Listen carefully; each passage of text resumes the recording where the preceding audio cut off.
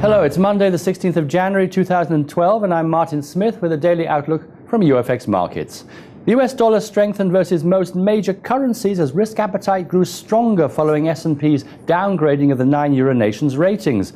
Those downgrades provided another excuse for the speculative community to add to their short positions. Stocks closed negative as the Nasdaq fell by 0.51% and the Dow by 0.39%. Oil dropped by 2% to a 3-week low on speculation that measures to quell Europe's debt crisis are failing, countered Iran's call to Arab suppliers to refrain from supporting a ban on its crude exports, and closed at $99.15 a barrel. Gold fell by 0.60% to close at $1,638 an ounce. Today, US banks will be closed in observance of Martin Luther King Day.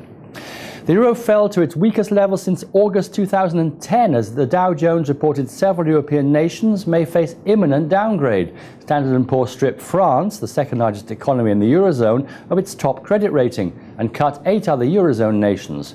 Germany was able to keep theirs, while Italy and Spain were downgraded by 2 notches. The trend for the pair remains bearish as long as it's located below the 127.80 resistance level. Overall, the euro-dollar traded with a low of 126.23 and a high of 128.66. The British pound fell versus the dollar as the greenback continued to benefit from risk aversion amid European banking sector concerns and after speculation which came true that Standard & Poor's would make rating cuts. Holding below the key resistance level of 154 is keeping the momentum for the pair negative. Overall, the pound-dollar traded with a low of 152.32 and a high of 154.08. No economic data is expected today. The yen declined versus the US dollar after Japan's Prime Minister Yoshihiko said containing Japan's public debt load, the world's largest, is critical after Standard & Poor's downgraded credit ratings on France, Austria and 7 other European nations. Technically, holding above the support level of 76.50 will remain momentum of the pair positive. Overall, the dollar-yen traded with a low of 76.65 and a high of 77.04. No economic data is expected today.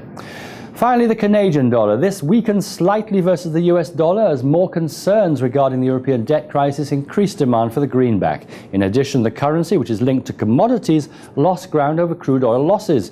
According to the 4-hour chart, the pair is facing resistance at 102.80, and once it's breached, the pair will continue towards 103.20.